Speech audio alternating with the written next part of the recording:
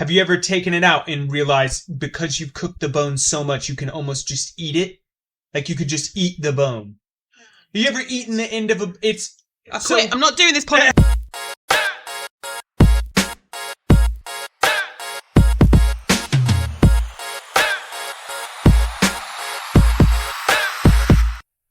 All right, welcome back. Hello. We are a weekend late. Yeah. But, better late than never. Yeah, apologies to people that were expecting an episode to come out on Friday and we're thoroughly disappointed. Yeah, we, just schedules, life in general. Just the way it is, really. Yeah. I'm sure everybody can relate to that. Yeah. But yeah, how was your 3 weeks? It's technically been 3 weeks since we recorded last. Yeah, it's been all right. I've been to a few foodie places, which is, all I want in life. Basically, yeah. Yeah. Where was the one that you sent me? Was it Bonsai? Bonsai sushi, yeah. Or, what was the one with the dumplings that you had and you said it was just banging? The dumplings? The one you and Andy went to. Yeah, that was Bonsai. Was that Bonsai? So we went to a comedy gig at the Y Theatre on Sunday because it's it was just the Leicester Comedy Festival. And we try and get in a lot of comedy where we can because our lives are miserable. So we have been to a few shows recently, which has been really nice. And we ended up going to Bonsai after. And let me tell you, if you've had Yo Sushi or Petrol Station Sushi or Tesco's Meal Deal Sushi, you need to have a word with yourself and get to like an authentic place where they make real sushi there and then. Like you don't get any fresher. It's so, so good. They have the salt and pepper chili soft shell crab?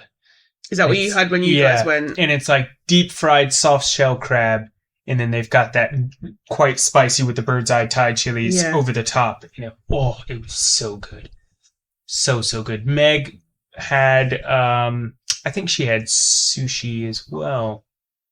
It is so good. It's just so fresh. Yeah. When me and Andy went, we ordered, there's no point me going through the entire menu's worth of sushi rolls, but we had one that was, I think it was like a tempura prawn, crab stick, and it had a lot of like leaves inside, which I don't really see that very often when you have sushi rolls. Yeah. It had like loads of like packed in crispy lettuce, and then the top was really thinly sliced, really ripe avocado.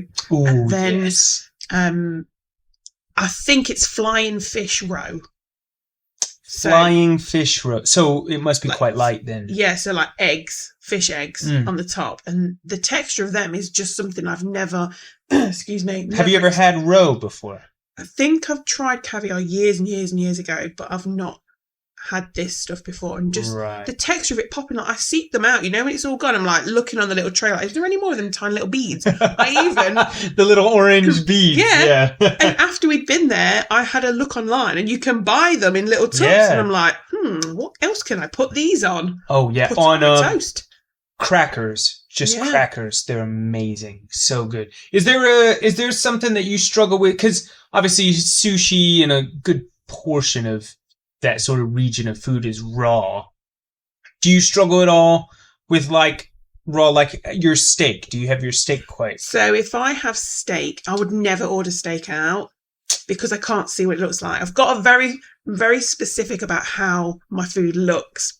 Uh-huh. And so if I don't know how much fat or whatever it's got on it, I'm a bit like, I don't know if I want that. Gamble. Yeah, so if I have steak, I'll buy it from a shop and then I know exactly what I'm getting. And I will generally have it like medium, closer to rare, not medium to well. Okay. So I like a bit of juice, where your chips get nice and bloody. That's a bit of me. Right, okay. So How you're do you have steak? I basically just right after its mood. So you just threaten it. You just show it the barbecue. Yeah. And you're like, look, this is what you could have. Blow with a hairdryer and put it on the plate. They call it blue, don't they? Blue, yes. Yeah. Oh, it's so good. And my parents absolutely despise it. They're just like, what's the point? Why would you? They don't eat steak like well done, but they're more like you where it's like, a bit of pink, but not. I have accidentally undercooked steak for my liking before, and the texture was a bit too I felt like I was just eating muscle. It's very chewy. Yeah, I didn't like that at all. I like it. So there's maybe I like that texture. I seek it out. Oh, I like that in have you ever just like hand mashed like smoked salmon. You're not even putting it on cracker. You're just eating smoked salmon. It's like that. I've got that's of smoked one salmon. of them textures where I'll either be like, oh yeah, give me that now, or I'm like, bleh. Oh my God. I went, it was just after Christmas and all the places had their reduced section, like Christmassy stuff, and everybody does smoked salmon for Christmas, and they sell you those whole things of smoked salmon. I bought one for myself, and I was just eating. That was what I ate for lunch, was just a thing of smoked salmon. I didn't have bread. I didn't have crackers. I just ate a whole thing of smoked salmon. Just that texture though. Oh, it was so good. The time. Oh, it was delicious. Oh no. It's amazing. Although I'm sure I've basically given myself mercury poisoning. Yeah, you got like 9,000 worms just yeah through your body. Oh my God. Fish and worms. Sorry, you've just touched on. So when I lived in Biloxi and I was working for the Air Force, shout out, I can't remember what the squadron number is. Yeah, shout out Keesa Air Force Base, Jacob, Emily, if they're listening, Ashley, you guys are fantastic. Miss you. I did loads of fishing. Yeah. And because we worked on the water, and you would catch these, they're called black drum, like, so you know what you're like, what would you call wisdom teeth? You know what those look like? It's like those, but grouped together like the size of your hand on the roof of their mouth. Ew. So it's just like cow's teeth, flat surface, but it's not like a row. It's like a plate of teeth. And so they use that because they just, Jodi is recoiling. I feel like I'm back away from the story. But they use it because they eat things like barnacles off of things, so they have to be able to just mash it. And they, because they're bottom feeders and you get these huge fish, at that size they're called breeding size, because that's pretty much all they do at that point is just make other fish. And when I caught my first big one, it's kind of like a rite of passage where you're like, you know, now you have to eat it because it's like it's your first proper big fish. And so I went to go fillet it and everything, and from like the rear dorsal fin back, the meat looked like somebody had just pushed like white Tic Tacs into it. So all these little white, like rounded ended things, and they were like worms, parasites. Yeah. And you can, if you cook the meat properly, they won't harm you. You could eat that, but why would you? Yeah, you've already seen it. You couldn't not. Like, So I just sliced the tail off and then filleted the rest of it and kept it. But so it had bum worms. Why were they all at the back? Because they tend to move up the fish in one way. I got quite lucky because they were all towards the end, but you can get, sometimes I've caught fish where I've gone to clean it and it's just riddled with them. Oh, and what a waste. Well, no, you save a fish like that. You save it for crabbing. Basically, keep the skeleton, let it rot, and then you drop it down in a net, and the crabs okay. That's why we used to, the year after Katrina, we went crabbing and we caught like seven dozen crabs. It was something like 72 crabs in a span of like 5 or 6 hours. But it was because Katrina had destroyed all the commercial fishing plots. Oh. And the crabs were so much bigger, supposedly because of all the dead bodies that had washed out to sea. That's what they were feeding on. Oh, but I don't have any scientific evidence. A horror film. But yeah, sorry, that was a whole tangent. I just remembered. So yeah, we do like smoked salmon. Yes. Yeah, so smoked salmon, the fish that doesn't have little worms in it. I sent you was it a picture or a video or something the other day of, is it beef tartare? Oh, yeah, beef tartare. That's the rare chunks of beef. Yeah, it's like minced right up tiny. Yeah. Oh, I don't know if I could do that. And then they put a raw egg yolk on top. Like, do you just want salmonella for the rest of your life? You're just basically, you want all the protein but raw. But it's like ceviche. Have you ever had ceviche? Where you cook fish with acid. But it's not like, you're not cracking open like a battery or anything. You just take fish and you marinate it in like lemon juice. Yes, I've done that with prawns. Yeah. So that's ceviche, and then it's like sushi for beginners. Yeah, you know, it's so just. I think I did like prawn, lime juice, chili, and coriander, a bit of garlic, something along those lines, and just left it. So good. Because I don't really like warm prawns. Warm prawns. Yeah. Say prawns. Like prawns. Prawns. Prawns. Prawns. They're prawns. Prawns. Warm prawns. Oh, it's so nice to laugh properly. I've had a bad chest, so that was one of my And first... you didn't cough. No, I didn't cough. Hooray for science! Jody's just recently realized that she's been basically operating on like 40% lung capacity for like the last month and a half. Yeah. And she's gone to the doctor. And even the doctor was like, yeah. Or how have you been doing this? Yeah, she said, I can't believe how long you've been putting up with this. Yeah. And now Jodi feels like you've basically been strength training, like athletes who go to high altitudes to run where they can't breathe. You've just unintentionally been preparing yourself for, you could go do like a Tough Mudder now, or like a marathon. I mean, I wouldn't. You wouldn't know because you have to be crazy to do those things. So yeah, it's nice to actually be able to go. But yeah, raw, warm prawns. But have you ever had a poke bowl? No, I haven't. So good. I mean, I like a tempura prawn. Excuse me now. But like if you have prawns and you were to fry them up and do them in like linguine or something like that. So I think it's when it's cooked prawns that are then added to a dish and heated. So I feel like they go really rubbery chewy and not enjoyable. If I was cooking like a laksa or something like that, like a prawn laksa or anything with prawns in, I can cook them from raw to then cooked. But if it was to add cooked prawns to something, I'd just be like, nah, I'd rather not have any of that. Right. Warm prawns. That almost feels like a vocal exercise. Warm prawns. Yeah. Because it sounds so weird when you say warm prawns. Warm prawns. Is that what that sounds like? When I do an impression of you, I feel like I have to do a really stern face. Warm prawns. Yeah, my eyebrows. It sounds like some sort of vocal warning for a bank. Okay. Warm prawns. Warm prawns. Intruder. Ring doorbell just going, warm prawns. Somebody breaks in and your Alexa just starts going, warm prawns. They've said the code. He's a sleeper. It's to confuse the robber. If you just heard someone's American accent shout. Did that alarm just say warm prawns? Put your hands up.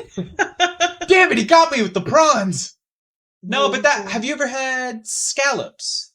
I had them when I was much younger. Me and my mum had them just really on a whim. And I don't think we knew what we were doing. But then would you try and put them in your nose? Just a line of scallops. No idea how to eat these things. But then a couple of years ago, I think it was around Christmas, you know how like M&S and Morrison's and things like that have like it's like a scallop shell with scallops in like a really nice creamy sauce and then breadcrumbs on the top. And you sort of grill them for a few minutes. Yes. We've had them and they were really nice. Also, it's not my favourite place in the world, but Pesto. I've been there. Tapas place. Yep. They do a really nice like seafood, like baked with scallops and bits and bobs like that, and they're really nice. I've never, as an adult, made them myself. I don't know whether I just find like it's a lot of money for very little meat. They do taste good, but it's one of those things. It's sort of like prawns. If you overcook them, they become really rubbery. Yeah, and then it's like you said, they're quite expensive for what they are. So then if you've just ruined 30 quid's worth of scallops, and then it's like, well, what's the point? Yeah. Now I'm just chewing on tiny tires. Yeah. But yeah, scallops. Also, I had, when I went to Hot Pot quite a few weeks ago with my so friends. Jealous. Okay, we have to talk about Hot Pot after this. The guy brought over some food, and there's obviously like the raw stuff, and then he brought over what I assume were just defrosting crab sticks. And I was like, what the hell are we going to do with that? Do you put them in there? And we had them, put them into the hot pot, and they're really, really good. I love crab sticks. I do. And for those of you who don't know about them, is there? They are, my dad will know them as artificial crab meat. Imitation crab. Imitation crab. That's a very good way to put it. It's that sort of bright red and white crab meat where you're like, wow, that looks good. And then you look at the price and you realize, well, that's surely not real. It's like lobster's nostrils. It's nothing it's like really. It's like a minced cod penis and just like basically the offcuts, of, pufferfish lips and just things that nobody wants. And then it's funny though, because in the UK, if someone goes out in the sun for a little bit and they've not put sun cream on and they've just burnt like one half of their arm, you look like a crab stick. You look like a crab stick. So I've just pulled up Hot Pot. So I'm certain a lot of you will know what hot pot is because you're listening to a food podcast. But if not, please explain, Jodi. What is hot pot? So hot pot, you get a big old pot. That is hot. That is hot. Hey. That's it. And it's got, well, the one that we had two sides to it. I know that you can have just one pot of the same. So you have that one that you can see, it looks like a yin and yang type thing. And there's like a spicier side, and then more of just like a stock. With broth, basically. Yeah. And then you are surrounded by raw rolls of very thinly sliced meat, veggies, bits and bobs like that. Yeah, noodles. And you just add them to this pot of boiling stock. And like the beef, you could literally plop it in there for seconds. And it's cooked and it's delicious. It's juicy because it's cooked in the liquid. There's actually one up London Road in Leicester that me and Andy and you guys have definitely got to join us. It's all you can eat, and I'll grab you a photo of it while I'm chattering away. But I would just so excited. It's just so fresh. Because you mentioned this to me the other day, and I had genuinely not a couple weeks earlier been looking for a hot pot place because I wanted to take Meg. Yeah. Because she's never been, and it's just so good. You get and the steak is sliced so thin, it's genuinely like sheets of paper. It's meat paper. Yeah. And then you kind of put it into the broth and it cooks, like you said, within seconds. Mm-hmm. And then you have that, and then you have it with some dumplings or some bean sprouts. Oh, and it's so good. The person that shared it on their stories, obviously the stories disappeared, but I think they pay £25 each. And you just keep order. I think you can order up to like 3 or 4 times. And she was like, by the second time, you're full. Like you can't. See, the one that is kind of similar to hot pot is I'm assuming you've been to Korean barbecue. That's opposite. There's one opposite where I went for the hot there? Pot. Yeah. So it's Flamingo Grill. I've heard of that. Yeah. I think it's on High Cross Street or something like that, right in the centre of Leicester. And you get like the grill, the open grill. They bring the hot coals and they put it underneath, and then they switch the extractor on, and then you order a handful of items that you want. They also have a table where there's like bowls of chopped watermelon, orange slices, different sauces and seasonings. So there's like peanut sauce, chili oil, garlic, like whole cloves of garlic that have all been like hand chopped. It's not like a tub of garlic that they've sort of got. See, and it's a very different sort of setup right off the bat, because you walk in and you sit down at your table, and if it's hot pot, you've got this pot and it's built into the table, usually, and then they just sort of fill it with broth, and then it automatically heats up and everything. Or they come and top it up as well. They come and top up the broth as you're going. Oh, really? So obviously you're removing broth with every item that you take out of it, and they come along, they just top it back up again. Yeah, and then the Korean barbecue will be, you'll sit down at your table and there'll be like a charcoal grill built into the center of the table. And then you put your meat on there. It's very similar. Raw meat, eggs, stuff like that. And you grill it right there.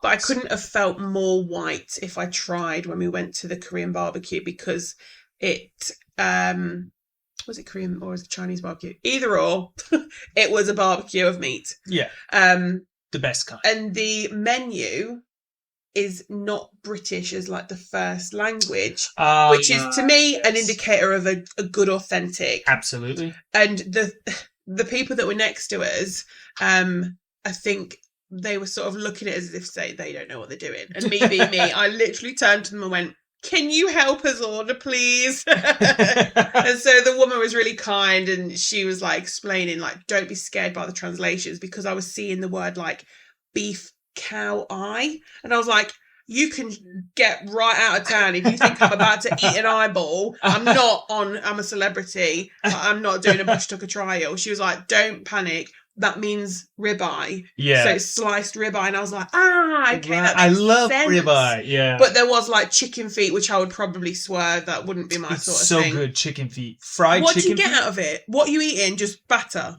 No. It's mostly cartilage, but it's like a very... David! It's a very particular... If you're the type of person... Ew, David!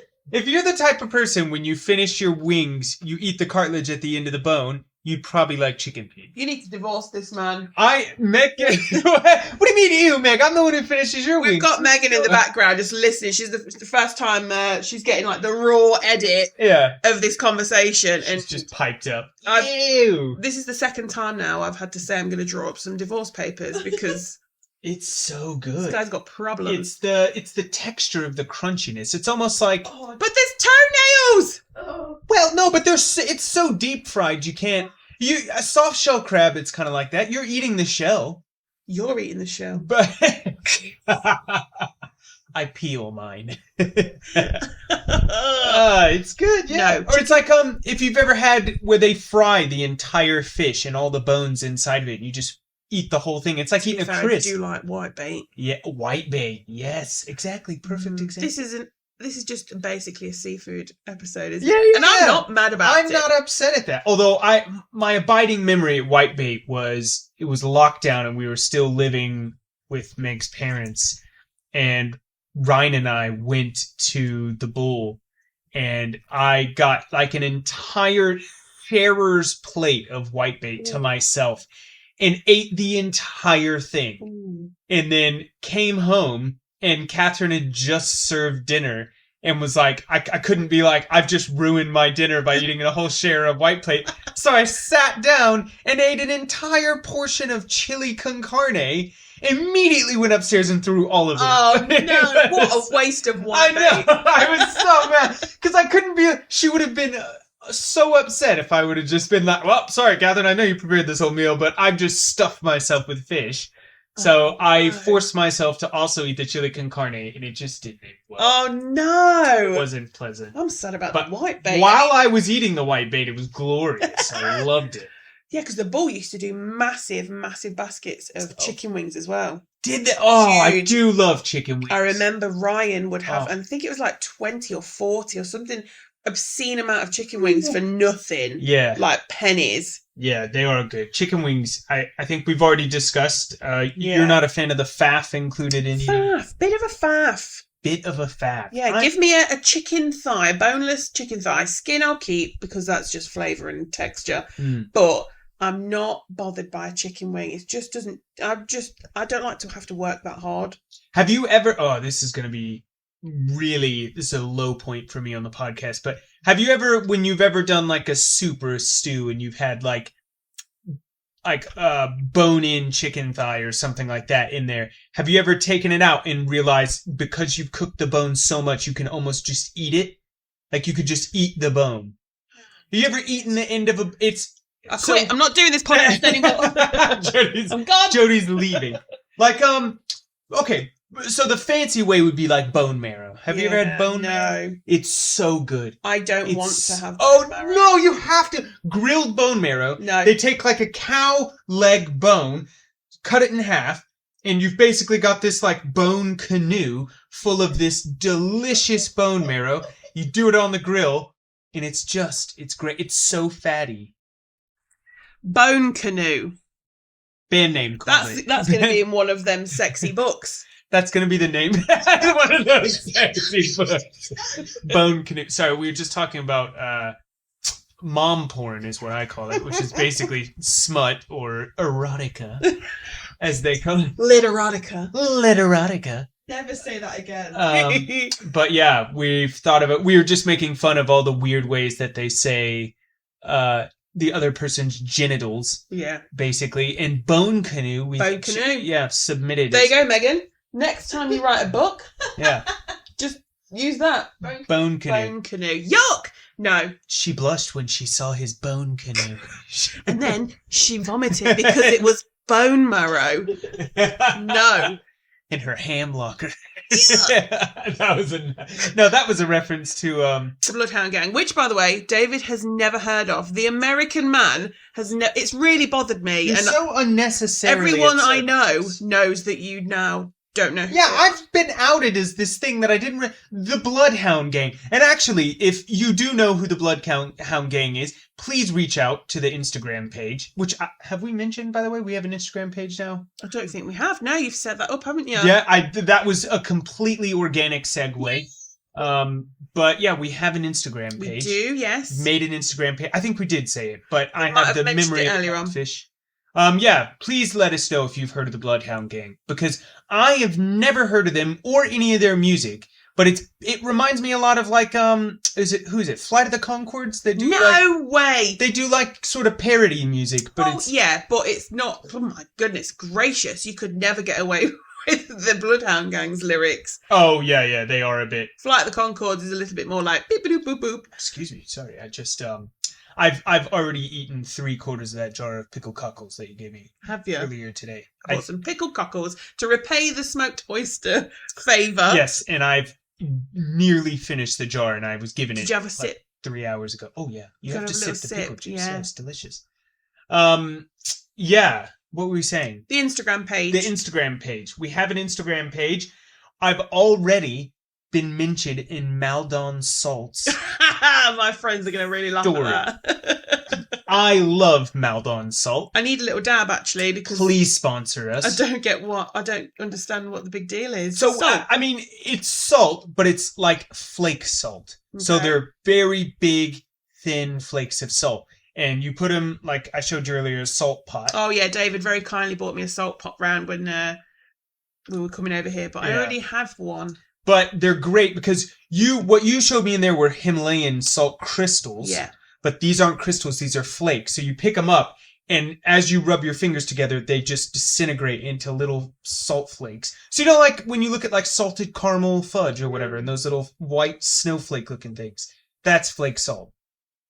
Jodi's throat just made the strangest sound. I was like trying to control it. Jodi's body responded to my question without her having to do anything. So, like when you go to the pub and you have big chunky pub chips and the big flakes of salt. I mean, I can see where you're coming from. It's just personally for me and a couple of friends, we chuckle about that specific brand for an unrelated reason. Other brands are available. Yes, other salt is available. Other salt is available, probably literally anywhere. Yeah. But yeah, it's not your table salt, your crystallized table salt. Right. It's very fancy. Okay. But I find it's incredibly unnecessary, and don't do it unless you have a healthy cholesterol already. Piece of crusty bread, some butter, some cracked black pepper, and then some flake salt on top. It will beat any starter/appetizer you could ever get. See, at Christmas time, we buy the Cornish salted. I already know what you're talking about. Oh, yeah. And you get the chunks of salt in there. And you can see, when you swipe with the knife, if you look like in a certain light, you can see the salt crystal sort of melting, from the moisture in the air. But we only get that at Christmas because I would literally be 99% butter. Like if you chop my arms and squeeze it would just be Jodi marrow. Jodi butter. Speaking of butter, I have recently gone down the rabbit hole that is, what would you call it? Custom butter? Where people make, you can make anything into a basically flavored butter. So I watched one earlier, which was a fermented garlic and honey that was fermented garlic and chilies that were fermented in honey. Right. So you take a jar, finely chop a load of chilies, finely chop a load of garlic, and then literally fill the rest of the jar up with honey, and then you let it sit. And the chilies and the garlic will ferment in the honey. And then the honey goes it's no longer viscous, it's really thin. Oh, okay. And then you drizzle it over things, and it's so good. But then they took that, blended it with softened butter, and you had a honey chili garlic butter, and it's so good. But there's a whole world of flavored butter. People make, actually here, I'll show you. People make flavored butter into there's a guy who has a YouTube channel dedicated to it. I have had a go at making my own butter once. And what, with a churn? No, just with a jar. And it when it's so satisfying once it starts separating, you end up with the buttermilk and then the solid. Yeah, here we go. Mustard butter, lemon and chive butter, red wine butter, garlic and herb butter. That's the one everybody's heard of. Maple butter, pumpkin spice butter. The maple butter I have tried recently. I think it was when I was at the 50s American Diner. It is good. Maple. Ooh. That was, I think that came on the pancake or the waffle or something like that. I'd never had it before. Oh, miso butter. Yes, that's a really good one. Miso butter. Looks like peanut butter. But Yeah. And then you roll it up, and then that way, whenever you need to use it, you can slice it into little medallions. Yeah, when you're making butter, you have to be like handling with like quite cold hands and making sure that you. So I did homemade garlic bread last night with the pizza I was telling you about, and I sort of did that where I took pestle and mortar, ground up some garlic, finely chopped basil, mash that to bits, and then mix it in with the melted butter, and then roll it back up into cling film, and then put it in the freezer to harden. You slice it into medallions, and then I got like a reduced section baguette, put the little medallions in between the slices, and then put it in the oven. It's delicious. Let's talk about the pizza thing, because I've been doing the method that you told me about for a very long time. I didn't know. Well, I did know, but I'd never had a go. Look at that. It rhymes. We went over to George and Holly and George's. And we usually go over there like once a month, and we'll stay the night and have food and drinks and stuff like that. And they did pizzas one night, and George was like, check out this pizza. Oh, God, you made that. Yeah. That looks fantastic. Yeah. Is that balsamic glaze? Yeah. Wow. So it's rocket. She's a fancy bitch. Yeah. Rocket. Prosciutto. Bit of balsamic glaze. Yeah. So it's pizza dough that is genuinely 2 ingredients. I used 0% fat plain Greek yogurt and flour. And in a bowl, I didn't even measure. I dumped about 3/4 of the tub of Megan's got a background has vibes. just gone off. You're banned from the recording studio / living room. I need to clean Warwick's teeth. Oh my God. Break for dog brushing. Break for dog brushing. Yeah. A little pinch of salt as well. Did you use your Waldorf salt or whatever it's called? Waldorf What's it called? Salt. I didn't actually. What's the name of the salt? Maldon. Maldon. It's a UK salt company. Which, if you think about it, that's got to be one of the easiest ways. It's just salt water. You're just acquiring. I would assume you could use seawater, and then you just. Yeah. I mean, obviously, the process is probably a bit more complicated, but probably. Make your own next time you go to the seaside. Next time, get a jar of water from the sea. So I saw somebody mention this where you could do that, but I think the amount of calcium in seawater is really high. There's like loads of other minerals in there that you have to worry about ingesting. So don't just go to the seaside and dry out your own water. Although I saw a post the other day where somebody goes, if you're short for time and you want to be able to do your spaghetti or your rice very quickly, boil the water ahead of the time and then put it in bags and put it in the freezer. So that way, like meal prepping boiled water. God. Can you imagine? That's so stupid. Pull out a bag of boiling water. Oh, yeah. I think I've got some boiled water actually in the freezer. Just grab that. Can you just grab a bag of boiled water? That's so dumb. Oh, man. But I did for a split second, I was like, that's time. What? No, you can't. No. I was like, I did have a moment where I was like, wow, no, that doesn't work. You can't do that. Oh my God, no. But no, I need to, if anything, I need to get better at meal prepping, to be honest. Because you buy your meat in bulk, don't you? Yes, I do. She's a Costco lady.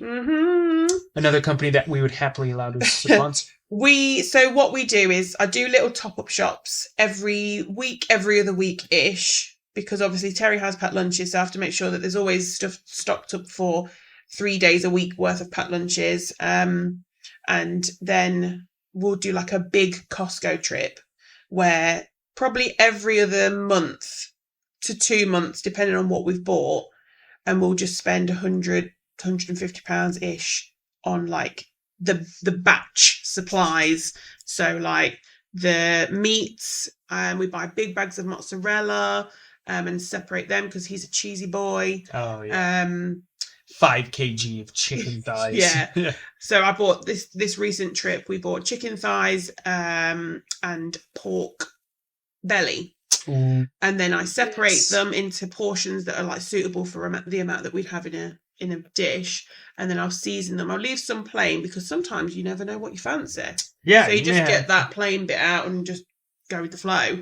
Just go with the flow. You just do like your own HelloFresh. Yes. Basically. Yeah. But you've done HelloFresh. Yeah, we have done HelloFresh. Fans of HelloFresh. But they get you with the renewal, don't they? I had an accidental HelloFresh recently, but I wasn't mad about it because it reminded me of how easy it can be. And yes, long term, it's probably not very cost effective. We only buy it when it's on offer. So the one that I accidentally bought was still on offer. I didn't pay full price for it. Oh, okay, that's good. That would, because it is extortionate. Yeah, it's clearly marketed at least at full price at people who work a lot and make enough money but don't have time to like, oh, I'm a AI designer for Google and I work most of the time, but I'm also on like 300,000 a year, so I'll just get HelloFresh and it's not that big. The one thing I will say is like a little life hack is when we went to Devon, the first time when Terry was 2, just after lockdown and restrictions had lifted a bit, I was like, we're staying at a place that is going to be stripped bare because of like infection control and all that sort of stuff. Right. So because we stayed, it was just in a caravan and we booked it via the park. There was a small box which had one bin bag, a sponge and a little blob of washing up liquid, but there was nothing else available to you in terms of like cooking equipment. There was like the utensils and the pots and pans and stuff, but there wasn't even salt. Yeah. So I was like, right, I'm going to buy a box of HelloFresh. It was either HelloFresh or Gusto, both very similar concept. And we bought the box to have it delivered the day before we went and then took it with us. So it had even down to like the 5 grams of like the dry herbs. So we didn't have to go out and buy all these little things like a whole bottle of ketchup for a week's worth. Yeah, everything. Yeah. So that was really useful. So if you are going somewhere where you know that you're self-catering and you're not going to be able to go to a shop. If you could have like a cooler, I bet they do quite well like camping. Yeah. You take that with you. Yeah. Because you can pick the meals, can't you? Yeah, so you pick them ahead of time if you don't forget. And then it's all like delivered like with the ice blocks and all things surrounding it. Yeah. So we've had ours delivered in the morning and I've not been at home to take the delivery. They leave it out the front or whatever place you want them to. And by the time I got home, because it was in like a insulated wool bag thing. So it's like, it's what's the word? Repurposed material. So it's like not wasteful. Post-consumer product. Yeah. And it was still cold, so can't grumble at that, really. Shout out. What was... Oh, here we go. What is your... Sorry, I've just pivoted quite severely here. I remembered that I had a list of questions that I wanted to ask. Actually, this is your list of questions. Ooh. So, what is your first experience of British festive cuisine? Do you remember the first time when you were like, I can remember, and Megan will probably be able to chip in on this as well. Christmas to me was always going for breakfast at my grandparents' house. Mm-hmm. Not necessarily the Christmas lunch itself, but breakfast, because I didn't realise the Christmas breakfast that we were having, not everyone has that. Like, I think it might have been even Andy was like, I'm just having a bacon sandwich. Like, it's just nothing really. Yeah. Because you're having the big meal. But Christmas for us was going to my grandparents' house, pork pie, pickle, ham that's been cooked like the day or two before, fresh bread, butter. Just like a buffet. So like a breakfast buffet, but not breakfast food. No. I remember eating tiny little cornichons on Christmas Day. Pickled onions. My grandma would pickle her own onions, and they were so strong. I've heard they're very famous. strong. Yeah.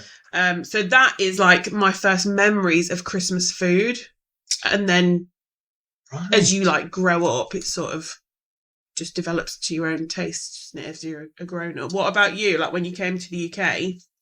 You guys see the whole Christmas dinner I feel like is quite important here, but like a roast dinner in general is almost like a staple because obviously you have Sunday roast and that's like a religion practically. But we practice all year for Christmas Day. I don't know if it's because we have Thanksgiving, so we kind of get it out of our system a bit early.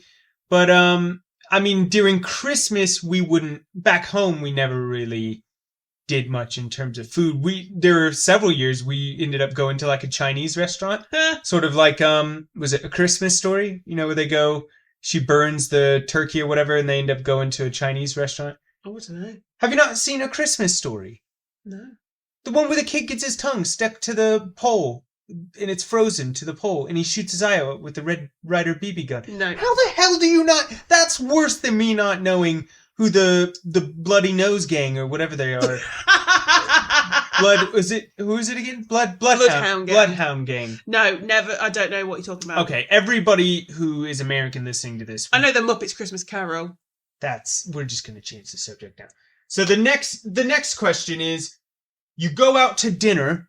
What are your 2 top tier sides? Sides, cheesy garlic bread, absolutely, Holy 100%. Shit, that was quick. Yeah. You immediately. It's right there in my brain all the time. Cheesy garlic bread lives rent free in your mind. Cheesy garlic bread forever and ever and ever. Now, garlic bread as in a baguette, or garlic as in they do the flat pizza like. Any bread, any garlic butter, carbs, with cheese, yeah, garlic butter. That's all it has. I don't remember the last time I went out for food that wasn't like obviously sushi or whatever, but got cheesy garlic bread on the side. So also, I think it also comes along with the fact that Terry will just annihilate that as well. So we always know, no matter what, Terry's going to eat something. He'll have some of that. But we generally have to fight over it because it's everyone's favourite. So it's clearly a competition for second place then. Yeah. So my second side, it depends where I'm eating. We'll say, Indian. So, obviously, they wouldn't do garlic bread probably at an Indian. Probably a veg pakora. Veg pakora? See, like a less spicy onion bhaji. Yeah, okay, and then the other Asian, if you go to like an Oriental place. The other Asian. No, okay, hold on, I have to go on to a tangent here, because in the US, if you say, oh, I'd love some Asian food, almost everybody, from my experience, thinks you mean like Chinese, Korean, Japanese, something like that. Yeah. Oh, you want some Chinese food. Yeah. But over here, if you say, oh, yeah, so-and-so Asian, or, oh, let's go get some Asian food, everybody assumes you mean Indian. Oh, okay. Which, to be fair, you can't be wrong, because it's the largest Asian continent, India is part of Asia, so it makes sense. But it never occurred to me that, like, when I would say, oh, I want some Asian food, they'd be like, well, there's an Indian. Oh, no. See, I would assume that you meant, like... Oriental. Yeah. Yeah, okay. So if I was having the other Asian food... The other Asian. We keep it PC here over on Yeah. If I was having the other Asian food, I would have a side. Oh, my giddy gosh. I mean, it's gotta be, I would think, surely spring rolls, right? See, yeah, me and Andy do have spring rolls because he loves spring rolls, and the ones that we've been recently having, if we've had a takeaway, are really good. They're like packed full. It's like you can tell that it's just all the stuff that they've needed to get rid of the end bits of. Yeah. But they're so good and they're so full and just really, really nice. I feel like there's a disappointing lack of egg rolls in this country. What's an egg roll then? An egg roll... Okay, I'll have to show you, but an egg roll... I really don't like the sound of it. No. It has nothing really... Has it got egg? No. Oh. Egg roll is like a big spring roll. I just saw one of the suggested things. Egg roll in a bowl. That sounds like a kid's book. They're like big spring rolls, but they've been like deep fried, so they're like crispy. American version. And then deep fried anything. On the inside is usually like chicken or sausage, and then so those are vegetable spring rolls. But yeah, you do egg rolls and you get like chicken egg roll, vegetable egg roll. But yeah, those are, and then you get like this sweet and sour sauce. Yeah, we always get it with curry sauce if we have a takeaway, because the sweet and sour just doesn't do it for me. Really? See, because it's just like vinegar. I know, but you need that like lightness to combat the heavy grease-laden Look, mate, if I'm having a Chinese, I'm putting myself in a coma. You sound like a builder. Look, mate. Look, mate. If I'm having a takeaway. My name's Jodi and I like a takeaway.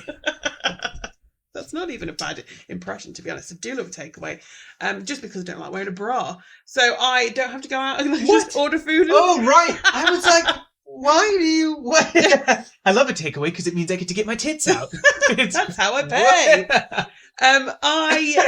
I would rather have the curry sauce, the heavy carbs of we'll have chips, rice, noodles, and then we'll have like maybe, I don't know, beef and black bean sauce. And I always have Kindo chicken, which is like deep fried chicken in like a spicy sweet sauce. Ooh, yes. It's making my mouth water now. It should. Andy, we're having a takeaway next weekend.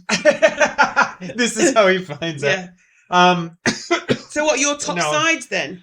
Mine's definitely gonna be either chips and dip, because I can just go through chips and dip like so fast, or chicken wings.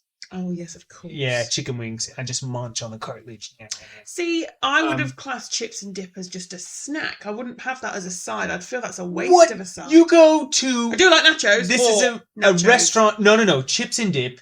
You go to... There's a restaurant in the U.S. called On the Border. We used to go. They give you this giant bowl, and I mean giant bowl of chips. And they were honestly like almost the size of a pizza, these crisps. But they were super thin, and they were tortilla chips.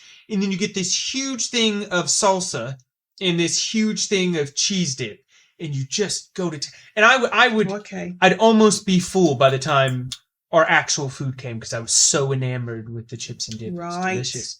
Hey, so we went to Zizi's yesterday for lunch, and they do these.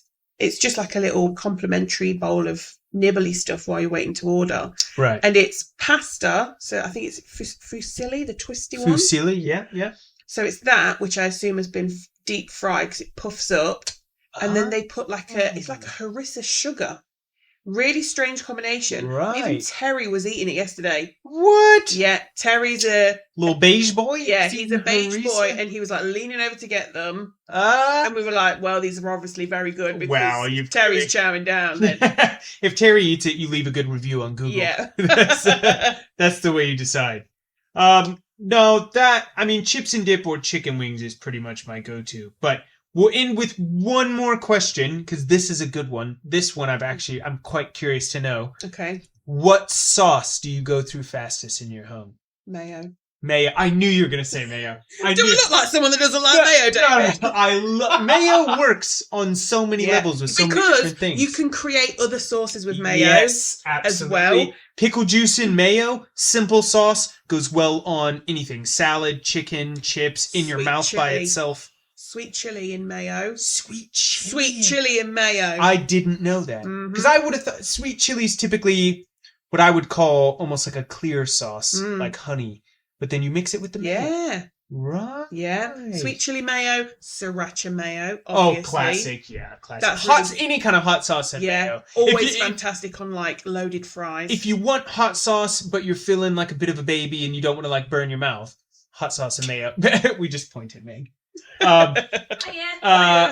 But yeah, or another simple one is like lemon pepper mayo. I did see you make some of that the other day on lemon pepper one of mayo. your reels on our Instagram page. A little bit of honey in there, and it's just it's really good. Put that on a steak sandwich with some rocket. See, I had an everything bagel from Costco the other day. Ah, right. Never had one before. It was good. A little bit sticky, like the outside of it's a little bit sticky, like it's almost got like a very small amount of honey or something. You'll now test positive for opioids? Ooh, yes, I will. Yeah. Many a seed. And I did a BLT, but instead of mayo, I used another Costco item, which was a jalapeno and lime aioli. Oh, that does sound good. And it's so the bottle, you forget how wide the opening is on the bottle because it just goes floop out of the bottle, and you're like, whoa! Well, I'm having a pint of this now. Oh my god! But that was really nice. Yeah, I could definitely eat that. Oh, before I forget, so previously, you remember we talked about frogwa. Yeah. Frogwa. And how it's morally not the most acceptable food. I would like to give a shout out to Jacob, gentleman I used to work with, the Air Force. He very kindly showed me that although back in the day, that was typically how it was made. I think we described how it was made. I won't go through it again, but it's not pleasant for the animal. But nowadays, it's not really done like that. Oh. So frogwa is basically fatty goose liver, I think. And so the reason the way it kind of started was that geese, before they have to fly south, will gorge themselves and just eat and eat and eat. And so their liver will be really fatty because they're going to fly south hundreds of miles. So they have to have all that energy. Yeah. So what would happen was they would sometimes get these geese right before they were going to fly, but after they gorged themselves. Right. And so you would have you'd have a naturally fatty liver. But then lots of people started wanting it. So they started artificially fattening these geese. And so it's not real. I mean, there are still places that do that and, you know, it's not acceptable. But a lot of places now are only using their geese that have been allowed to naturally gorge themselves. Like free range. Yeah, they're basically geese that are getting ready. Fatties. Yeah, they're getting ready to fly south and they gorge themselves naturally on a farm, you know, in a normal environment. And then before they fly south, they're obviously slaughtered. Okay, so they just ruin their holiday. Yeah, so they're like, they've just packed, they're ready to go, they've got their passport in their hand, and then their head is cut off. Yeah. But yeah, so... For the sake of delicious. So thank you, Jacob, for showing us that. Last one, Jacob. I did think all frog oil was sort of like veal, where it's not a naturally occurring thing, but apparently it is. Wowzers, trousers. So that's quite interesting. But what's your most consumed sauce? It's going to have to be like hot sauce, isn't it? Because you make your own as well, don't you? Yeah, it's probably hot sauce or mayo is definitely a close second. Because I typically am the one who's eating all the hot sauce, but Meg likes mayo as well as I do. However, bit of a weird one. I don't know if you could even call this sauce. I go through a large amount of peanut butter. Just peanut butter and jelly sandwiches.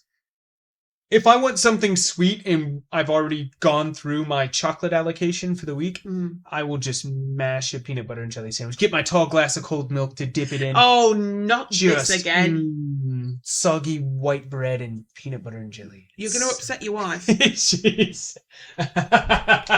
It is. Talking about wet bread. You are grim. You're divorced. This is the divorce podcast. Thanks for joining us. We got to think of a name for this podcast. What was the thing that we said? Bone Canoe. That's what this podcast is great. Called. Bone Canoe. Fantastic. His Bone Canoe. Anyways, normal scheduled programming will return. I don't think we'll do one this Friday because we've just done this one and it'll be for this week. So next Friday we will strive to do another recording. We surely will. And it'll be a bit more structured. We'll try to... Yeah. Well, things have all a little bit upside down for this one. Yeah. But I feel like we've covered everything we would want to talk about. It was just a nice relaxed chat. Jodi, genuinely, I got off the bus after work. Jodi picked me up and then we came here immediately and recorded. So, didn't have much time to prepare. But next time we will be back to it. So, thank you guys for listening and follow the Instagram. Because we're not just talking about stuff with the podcast. We post lots of stuff that we cook. Yeah, we post some of our own little meals and just recipes. Food-related bits and bobs that we're getting up to. We've been followed by several restaurants in the Leicestershire area.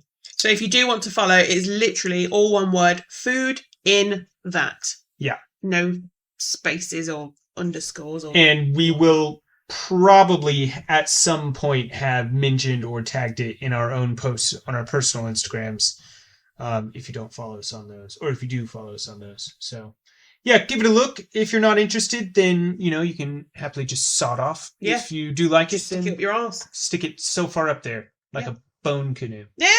All right, we're gonna end it there. Awkward high five.